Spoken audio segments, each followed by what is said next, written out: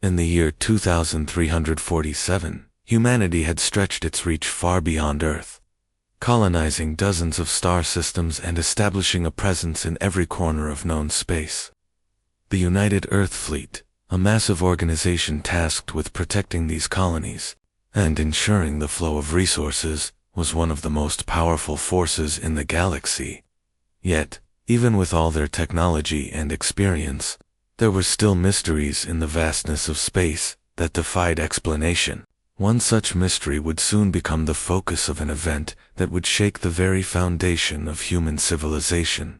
John Carter, a seasoned leader in his late 30s, with short brown hair and a calm demeanor, commanded a small mining expedition near the edge of the Andromeda Nebula.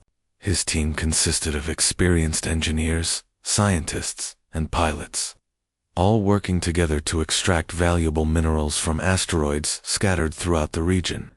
It was routine work, or so they thought, until they stumbled upon something completely unexpected. It happened on the third day of their mission. Rachel Brooks, the science officer aboard the Prospector's Hope, noticed an anomaly on her scanner. At first, she thought it was just another asteroid, but as the ship drew closer, the readings became clearer. Whatever it wasn't natural. "John," she called out, her voice tinged with both excitement and unease. "You need to see this." John joined her at the console, his eyes narrowing as he studied the data. The object was enormous, easily larger than any vessel in the United Earth Fleet. Its shape was sleek and angular, with surfaces that seemed to shimmer faintly despite the lack of light in the deep void of space. Strange symbols etched into its hull glowed softly, casting an eerie aura around it. It looked like a warship, though unlike anything humanity had ever built or encountered before. "What do you make of it?" John asked, his tone measured, but curious. Rachel hesitated for a moment before answering. "I'm not sure. The energy signature is unusual. It doesn't match anything in our database. But those markings, they look almost like writing. Maybe some kind of alien script." The crew gathered around, murmuring amongst themselves. Some were excited by the discovery, speculating about what secrets the ship might hold. Others were more cautious, voicing concerns about potential dangers. After all, no one knew how long the ship had been drifting out here, or what condition it might be in. For all they knew, it could still be active and hostile. "We should investigate," Rachel suggested, her green eyes gleaming with determination. This could be a once-in-a-lifetime opportunity to learn about an advanced civilization. John shook his head. "Our mission is to mine, not explore. Besides, we don't have the equipment or expertise to handle something like this. If it's dangerous, we could put everyone at risk." "But what if it's important?" Rachel pressed. "What if it's a weapon, or a treasure trove of knowledge? We can't just ignore it." Her words hung in the air, heavy with implication. John understood her point. How could they turn away from something so extraordinary? Still, he couldn't justify deviating from their primary objective. Their employers back on Earth expected results, not wild goose chases. "We'll document it and report it to command," he decided finally. "Let them decide what to do." Next, over the next few hours, the crew conducted a series of scans, capturing detailed images and readings of the mysterious warship. They sent probes to get a closer look, but none detected any signs of life or activity. The ship appeared to be dead, its power source either depleted or shut down entirely. This only deepened the mystery. Who or what had built it, and why? Had it been abandoned here, floating silently in the darkness? Despite the lack of immediate danger, Rachel couldn't shake the feeling that they were missing something crucial. There was an otherworldly quality to the ship, a sense that it was watching them even though it was clearly inert. She voiced her concerns to John again, urging him to take the discovery more seriously, but he remained firm in his decision. "We've done our part," he told her. "Now it's up to command to figure out the rest." as the prospectors' Hope prepared to leave the area and resume their mining operations. Rachel lingered by the viewport, staring at the warship. Something about it unsettled her, though she couldn't quite put her finger on why. Perhaps it was the way the glowing runes seemed to pulse faintly, almost rhythmically, like a heartbeat. Or maybe it was the sheer scale of the thing, dwarfing their modest mining vessel and making them feel insignificant by comparison. "Are you coming?" John asked, breaking her train of thought. She turned to face him, forcing a smile. "Yeah, just giving it one last look." Back on Earth, the report from John's team landed on the desk of Admiral Douglas Hayes, a grizzled veteran with decades of service under his belt. He skimmed through the details, frowning as he reached the section about the warship. To him, it sounded like little more than a curiosity, a relic from some long-extinct alien race that posed no real threat. He handed the report to Captain Lisa Monroe, a rising star in the fleet known for her pragmatism and efficiency. "What do you think?" Hayes asked, leaning back in his chair. Lisa flipped through the pages quickly, her expression unreadable. "It's probably nothing," she said after a moment. "If it's been floating out there for who knows how long without causing trouble, I doubt it's going to start now." Hayes nodded in agreement. "Exactly. Let's focus on more pressing matters, like the resource-gathering mission in Sector 12. That's where our priorities lie." And so, the warship was dismissed, relegated to the status of a footnote in the endless stream of reports and updates that flowed through Fleet Command. No one gave it another thought or so, they believed. Meanwhile, Rachel Brooks couldn't let go of the nagging feeling that they had made a grave mistake. She spent her free time poring over the data they had collected, searching for clues that might explain the true nature of the warship. Every instinct told her that it was more than just a piece of space junk. But without concrete evidence, there was little she could do to convince anyone else. Days turned into weeks, and life went on as usual. The mining expedition continued, without incident, and preparations for the resource-gathering mission in Sector 12 proceeded smoothly. The warship faded into the background, forgotten by most. Yet somewhere, deep in the cold expanse of space, it waited silent, patient, and far from harmless. Unbeknownst to anyone, the glowing runes on its surface began to brighten ever so slightly, as if stirred by some unseen force. Somewhere within its vast interior, ancient mechanisms hummed to life, dormant systems awakening after centuries of slumber. The universe held its breath, unaware that the seeds of destruction had already been sown. The United Earth Fleet Command was a bustling hub of activity, filled with officers rushing between meetings, technicians monitoring screens, and strategists debating over maps of the galaxy. In one of the main briefing rooms, Admiral Douglas Hayes sat at the head of a long table, surrounded by his senior staff. Captain Lisa Monroe stood near the front, her sharp blue eyes scanning the room as she delivered her assessment of recent reports. Among the documents spread across the table was the file from John Carter's mining expedition, the one detailing the discovery of the mysterious warship. Lisa had already reviewed it thoroughly and saw no reason to treat it as anything more than a minor curiosity. "Admiral," she began, her voice steady and confident, "the object in question appears to be abandoned. There's no sign of power or activity. It's likely just debris left behind by some ancient civilization." Her words were met with nods of agreement from most of the officers present. Few people in the room gave the report much thought. After all, humanity had encountered countless artifacts during its expansion into space, and none had posed a significant threat. The fleet's resources were stretched thin as it was, focusing on missions that directly impacted their colonies and trade routes. A derelict ship floating in the middle of nowhere wasn't exactly a priority. Rachel Brooks, however, wasn't ready to let the matter drop. Back aboard the Prospector's Hope, she had spent hours analyzing the data they'd collected, trying to piece together what the warship might be. Her instincts told her it wasn't just junk. The glowing runes, The strange energy readings, the sheer size of the thing, it all pointed to something far more complex. She tried reaching out to Fleet Command multiple times, hoping someone would listen, but her messages went unanswered. Frustrated, she turned to John Carter for support. "John, we can't just ignore this," she said one evening, as they sat in the ship's small dining area. "There's something about that ship that doesn't add up. What if it's dangerous? What if it wakes up?" John sighed, rubbing his temples. He appreciated Rachel's dedication, but he also knew how the chain of command worked. "Rachel, I understand your concerns, but there's nothing we can do. We've done our job by reporting it. If command decides it's not worth investigating, then that's their call. But what if they're wrong?"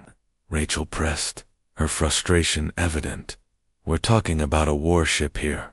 Do you really think it's wise to assume it's harmless?" John didn't have an answer. Deep down, he shared some of her unease.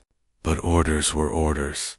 They had a mission to complete, and dwelling on what ifs wouldn't change anything. "Look," he said finally, "I'll make sure our report is thorough. Beyond that, it's out of our hands." As days passed, the fleet shifted its focus to other matters. The resource-gathering mission in Sector 12 was fast approaching, and preparations were underway.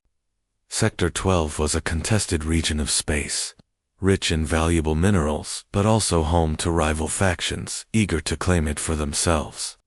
The United Earth Fleet planned to send a massive convoy of ships, mining vessels, cargo haulers, and military escorts to secure the area and establish a permanent presence.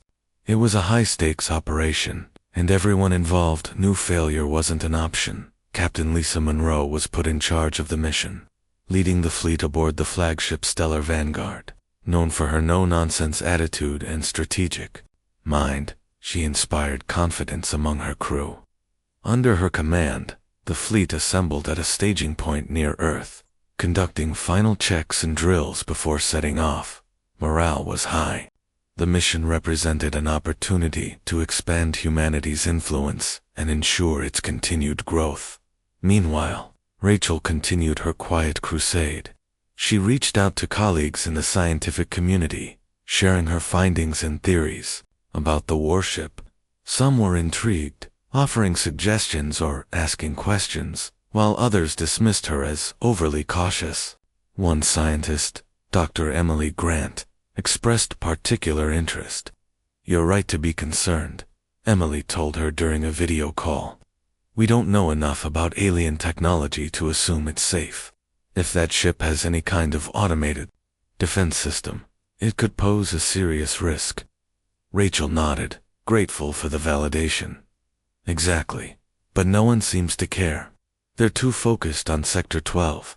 Emily frowned, glancing at her notes. "Maybe we can find a way to bring this to someone higher up. Someone who will take it seriously." Despite their efforts, progress was slow. Time was running out, and the fleet was preparing to launch.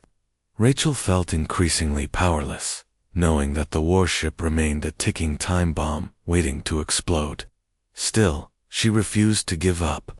Late at night, when the rest of the crew was asleep, she pored over the data, searching for anything that might convince skeptics of the danger. Back at Fleet Command, Admiral Hayes finalized plans for the mission. He trusted Lisa Monroe implicitly, confident in her ability to lead the fleet to success. As far as he was concerned, the warship was irrelevant. "If it becomes a problem, we'll deal with it then," he told his advisors. "For now, our priority is Sector 12. The fleet departed Earth orbit with great fanfare, a spectacle broadcast live across the colonies. Hundreds of ships formed a sprawling armada, stretching 4 kilometers through space. From mining barges to heavily armed cruisers, every vessel played a role in the mission's success. Among them was the Prospector's Hope, reassigned to assist with resource extraction once the fleet reached its destination. As the journey began, Rachel found herself torn between hope and dread. On one hand, she was relieved that the fleet was heading away from the warship, reducing the immediate risk of an encounter. On the other hand, she couldn't shake the feeling that they were making a terrible mistake. What if the warship wasn't as dormant as it seemed? What if it followed them? Her fears weren't entirely unfounded. Unbeknownst to anyone, the warship's internal systems had begun to stir. Ancient mechanisms, designed to protect against threats, activated in response to the proximity of human vessels. Though still far from operational, the ship's glowing runes pulsed brighter, signaling a gradual awakening. It was a process that would take time, but once complete, the consequences would be catastrophic. Throughout the fleet, life settled into a routine. Crews performed maintenance checks, scientists conducted experiments, and soldiers trained for potential conflicts. Captain Monroe maintained strict discipline, ensuring everyone stayed focused on the mission ahead. Yet beneath the surface, tensions simmered. Rumors circulated about the warship, fueled by snippets of information leaked by worried scientists, like Rachel. Some dismissed the stories as exaggerations, while others grew uneasy.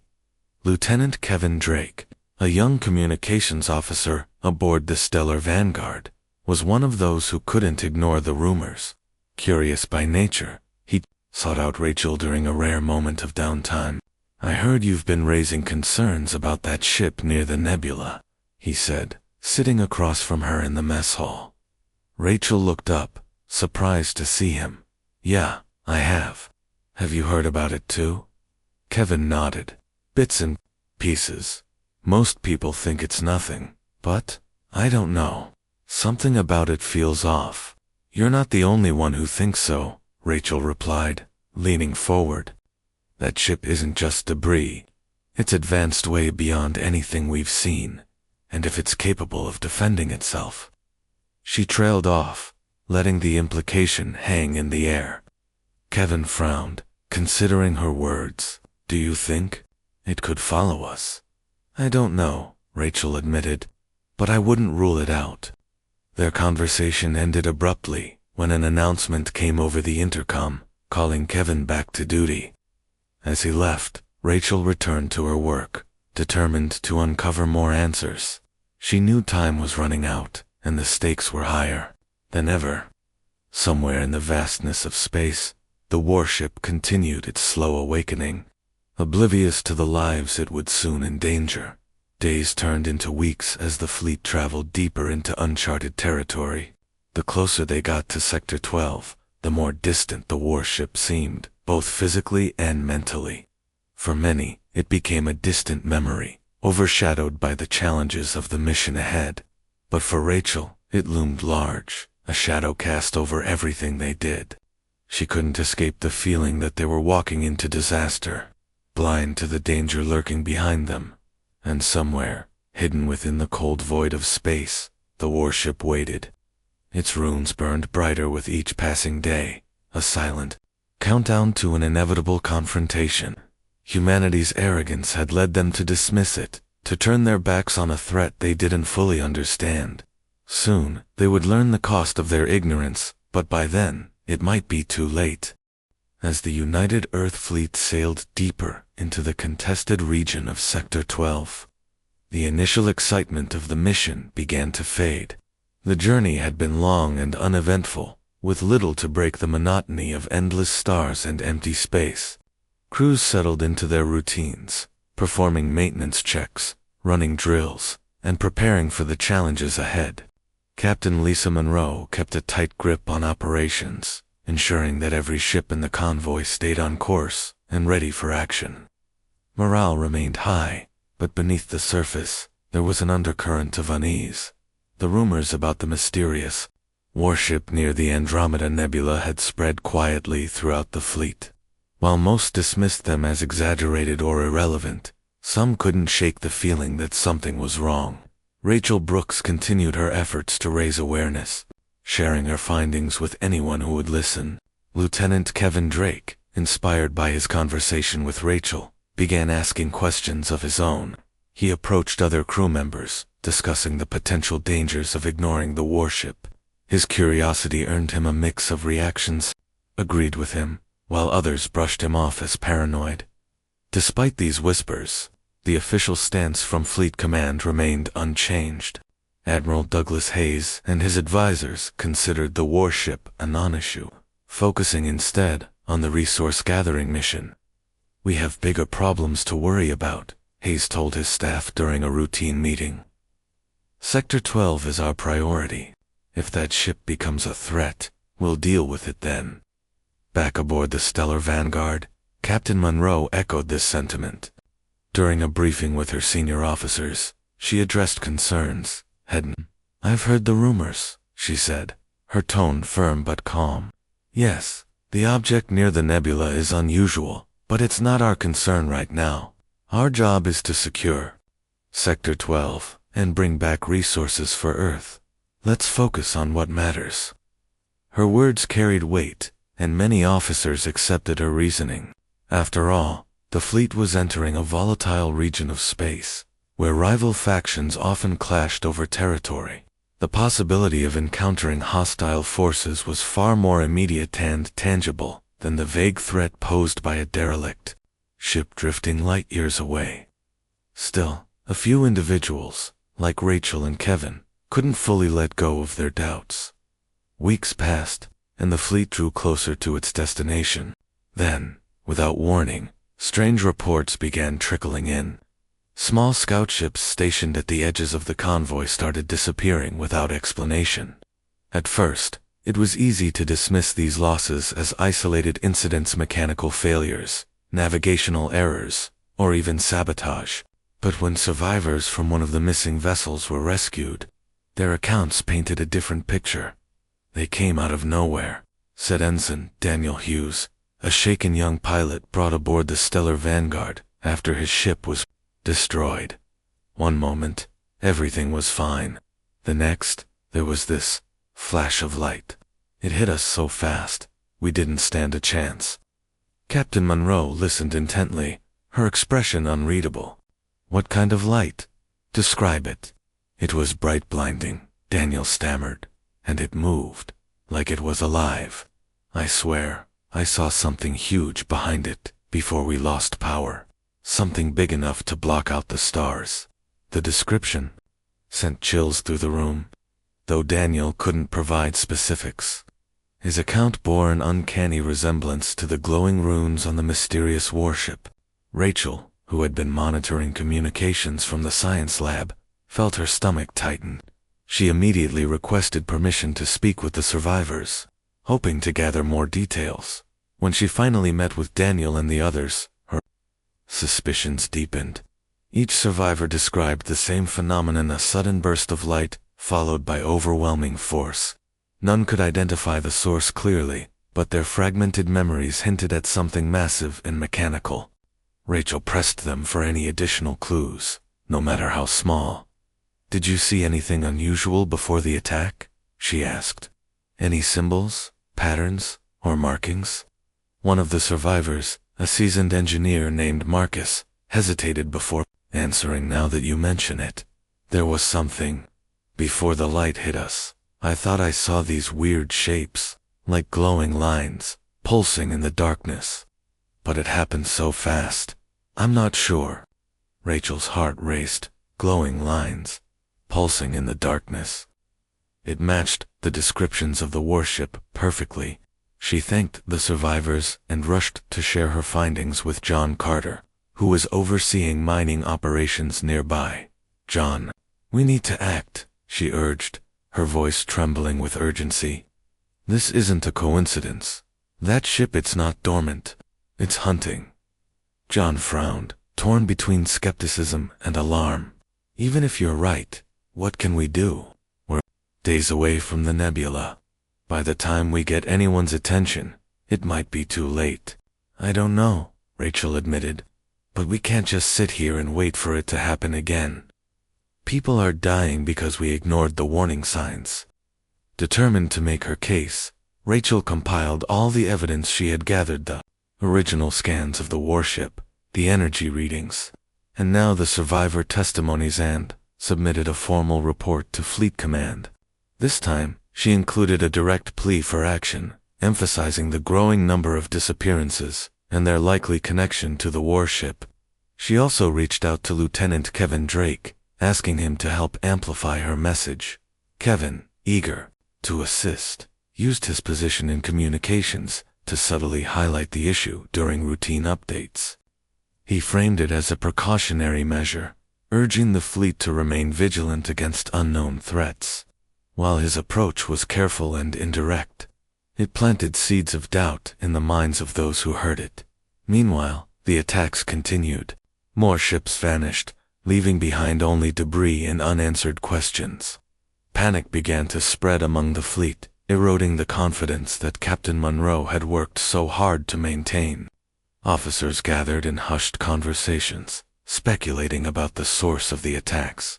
Some blamed pirates or rival factions, while others whispered about alien weapons or ancient traps hidden in space. Rachel seized the opportunity to push her theory further. She arranged a meeting with Captain Monroe, presenting her case in person.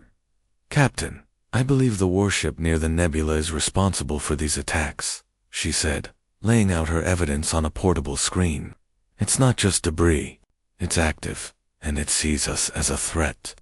Monroe studied the data carefully, her brow furrowed in thought. For the first time, she seemed genuinely concerned. "If you're right," she said slowly, "then we have a serious problem, but proving it won't be easy. We're still days away from the nebula, and we can't afford to divert resources based on speculation." "I understand," Rachel replied, "but if we don't act soon, more ships will be lost.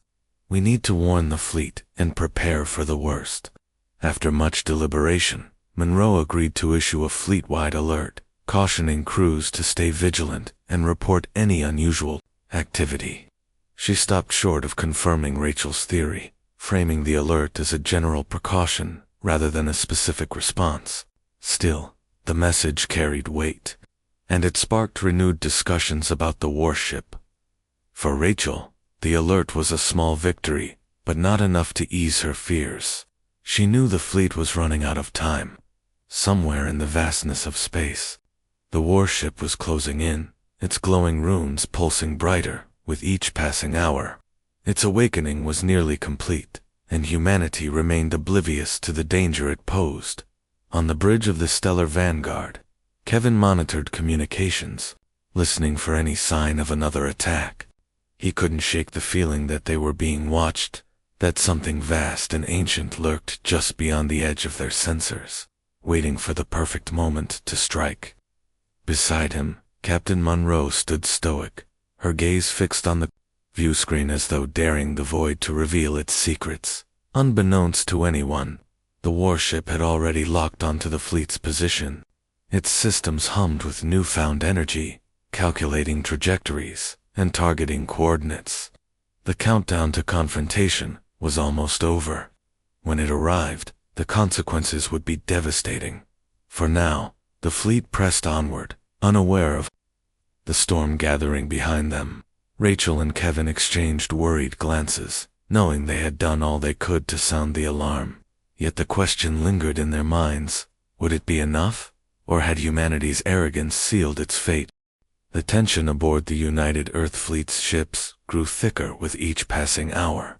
The fleet-wide alert issued by Captain Lisa Monroe had done little to reassure the crews. If anything, it had made them more anxious. Whispers of the mysterious warship spread like wildfire, fueled by the increasing number of missing vessels. No one knew exactly what was out there, but everyone could feel the weight of an invisible threat looming over them. For Rachel Brooks and Lieutenant Kevin Drake, the situation felt like a ticking time bomb, one that was about to explode. It happened without warning. The fleet was navigating through a dense asteroid field near the edge of Sector 12 when sensors picked up strange energy readings. At first, the officers on duty dismissed them as interference from the surrounding rocks. But then, a blinding flash of light erupted from the darkness, illuminating the entire area. Before anyone could react, 3 scout ships were vaporized. In an instant, their wreckage scattering across space like dust. Panic rippled through the convoy. Crews scrambled to their stations, and alarms blared across every vessel. On the bridge of the stellar vanguard, Captain Monroe stood frozen for a brief moment, her sharp eyes scanning the view screen. "Report," she barked, her voice cutting through the chaos. "Energy signature detected." "Captain," replied one of the sensor operators, "it's massive, larger than any ship we've encountered. And it's moving fast." "Where is it coming from?" Monroe demanded, before anyone could answer. Another beam of light shot out from the shadows, obliterating 2 more ships in seconds. This time, however, the source of the attack revealed itself. Emerging from behind a cluster of asteroids came the Warship, the same derelict vessel discovered near the Andromeda Nebula. It was no longer dormant. Its glowing runes pulsed with intensity, casting an eerie glow across its sleek, angular hull. The sheer size of it dwarfed even the largest ships in the fleet, making humanity's most advanced vessels look like toys in comparison. Rachel watched in horror from the science lab, her worst fears confirmed. "I told you," she whispered to herself, her hands trembling as she clutched the edge of her console. "I told you this would happen." On the bridge, Captain Monroe wasted no time issuing orders. All ships formed defensive positions. Prepare for evasive maneuvers. Her voice was calm but firm, masking the storm of emotions brewing inside her. She turned to her communications officer. "Send a distress signal to Fleet Command. Tell them we're under attack by an unknown hostile force." Kevin Drake, seated at his station, worked quickly to relay the message. As he typed, he couldn't help but glance at the view screen, where the warship loomed like a predator stalking its prey. "Captain," he said hesitantly, "what are our chances against something like that?" Monroe didn't answer immediately. Instead, she studied the tactical display, analyzing the warship's movements. It wasn't just attacking randomly, it was targeting specific ships, focusing on those emitting high-energy signatures. Mining vessels and cargo haulers, which relied on powerful engines and equipment, were particularly vulnerable. Military escorts fared slightly better, thanks to their shielding systems. But even they weren't immune to the warship's devastating beams. "We can't fight it head-on," Monroe finally admitted. "Not with conventional weapons. Our best chance is to retreat and regroup." Her decision sparked murmurs of dissent among the crew. Some argued that running would only make them look weak, while others insisted they stand their ground and fight. But Monroe's authority left no room for debate. "This isn't a discussion," she snapped. "Execute my orders or we'll all be space dust within minutes." As the fleet began to scatter, the warship unleashed another salvo, reducing several more ships to nothingness. Explosions lit up the void, sending shockwaves through the convoy. Debris floated aimlessly, mingling with the remains of one's vessels. Among the chaos, Rachel frantically tried to establish contact with other scientists and engineers, hoping to find a solution. "We need to understand how it works," she said to John Carter, who had joined her in the lab. "If we can figure out its targeting system, maybe we can disable it." John nodded grimly. "Easier said than done. We don't even know what kind of technology we're dealing with." Despite the odds, Rachel refused to give up. She accessed the data they had collected during their initial encounter with the warship, searching for patterns or weaknesses. Meanwhile, Kevin monitored communications, listening for any survivors who might provide new insights. One such survivor, a pilot named Sarah Bennett, managed to escape her doomed ship and transmit a garbled message before losing contact. "It's automated," Sarah stammered, her voice barely audible over static. "It doesn't care. Just destroys anything." "Too much power," her words echoed in Kevin's mind. Too much power. Could the warship be programmed to eliminate threats based on energy output? If so, reducing their ship's signatures might buy them some time. He relayed the theory to Captain Monroe, who immediately ordered all non-essential systems shut down. Lights dimmed, engines powered down, and communication signals were minimized. The fleet went dark, hoping to avoid detection. For a brief moment, it seemed to work. The warship paused, its glowing runes dimming slightly, as if confused by the sudden drop in activity. But it didn't take long for it to recalibrate. Its targeting systems adapted, locking onto the remaining ships with terrifying precision. Another blast tore through the convoy, claiming yet another victim. Rachel, watching the carnage unfold, realized they were fighting a losing battle. The warship wasn't just powerful, it was intelligent. Every move they made, it countered effortlessly. Humanity's arrogance had blinded them to the danger, and now they were paying the price. She turned to John, desperation etched on her face. We have to do something drastic. Anything less won't be enough. John hesitated, torn between fear and determination. What do you suggest? I don't know, Rachel admitted. But sitting here waiting to die isn't an option. Back on the bridge, Captain Monroe faced a similar dilemma. The fleet's retreat had slowed the warship's advance, but it was only a temporary reprieve. They needed a plan and fast. Her gaze fell on Lieutenant Drake, who had been quietly observing the battle. Lieutenant, she said sharply, you've been unusually quiet. Any ideas? Kevin swallowed hard, knowing his suggestion might sound reckless. Ma'am, what if we try to communicate with it? Maybe it's not completely hostile. If we can send a signal something peaceful, it might stop attacking. Monroe raised an eyebrow, clearly skeptical. And if it doesn't, then we're no worse off than we are now, Kevin replied. At least we'll have tried. After a moment of consideration, Monroe nodded. Do it, but keep it simple. We don't want to provoke it further. Working quickly. Kevin crafted a basic transmission, a series of mathematical sequences and symbols, designed to convey peace and cooperation. He broadcast it repeatedly, hoping the warship's systems would interpret it correctly. For several agonizing minutes, there was no response. Then, unexpectedly, the warship halted its assault. Its glowing runes flickered, as if processing the message.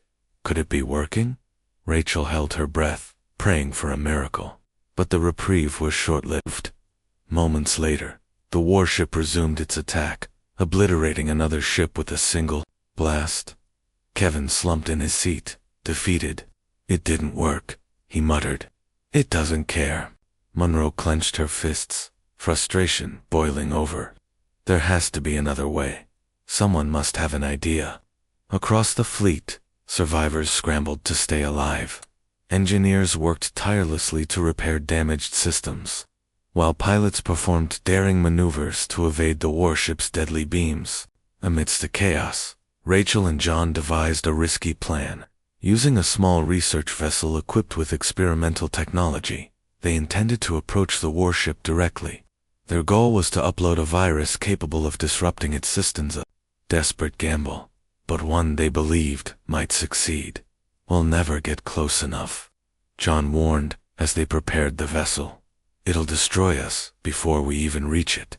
We don't have a choice, Rachel replied firmly. If we don't try, everyone dies. With little time to spare, they launched the research vessel, slipping away from the main fleet unnoticed. As they approached the warship, its immense presence filled their viewport, radiating both awe and terror. Rachel activated the virus program, aiming it at the warship's glowing runes. Here goes nothing, she whispered. The warship reacted, instantly, firing a beam of light toward them. But Rachel and John were ready. With split-second timing, they deployed a decoy drone, drawing the attack away from their ship. The distraction gave them precious seconds to complete the upload. As the virus infiltrated the warship's systems, its runes began to flicker erratically, signaling a critical malfunction. On the bridge of the Stellar Vanguard, Captain Monroe watched in disbelief as the warship slowed to a halt. Its once menacing glow faded, replaced by an eerie silence. For the first time since the attack began, hope stirred among the survivors. But the victory came at a cost. Dozens of ships had been destroyed, their crews lost forever. The fleet was decimated, its mission in tatters. As the survivors regrouped, Captain Monroe addressed her crew, her voice heavy with regret. Today, we learned a hard lesson. Arrogance nearly costs us everything. Let this serve as a reminder that the universe holds dangers we cannot yet comprehend.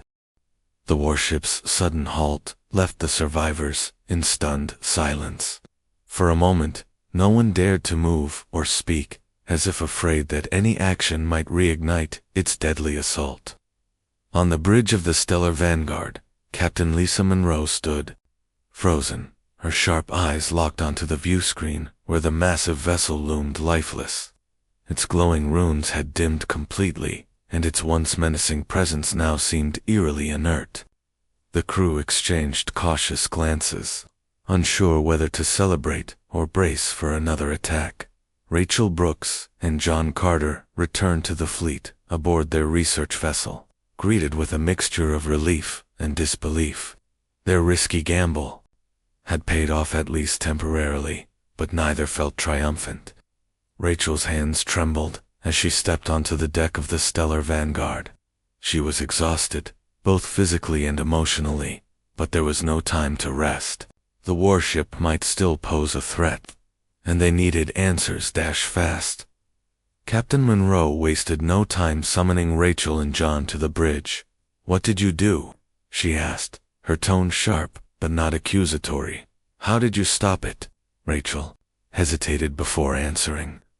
"We uploaded a virus designed to disrupt its systems. It targets automated processes, like targeting algorithms and energy distribution. If we're lucky, it'll keep the ship disabled long enough for us to escape." "Escape," Monroe repeated, her voice rising slightly. "You think we should just leave it here, after what it's done?" "We don't have a choice," John interjected. "That thing is way beyond anything we can handle. Even if we disable it, there's no guarantee it won't reboot or adapt. Our best bet is to get as far away from it as possible and warn Earth about what happened." Monroe frowned, clearly torn. Her instincts told her to finish the job, to destroy the warship completely. But理智告诉她，他们没有那样的能力。他们的舰队已经被严重削弱，剩下的船只大多是损坏的或耗尽资源的。即使尝试摧毁这艘战舰，也可能会导致更多伤亡。最终，他点了点头。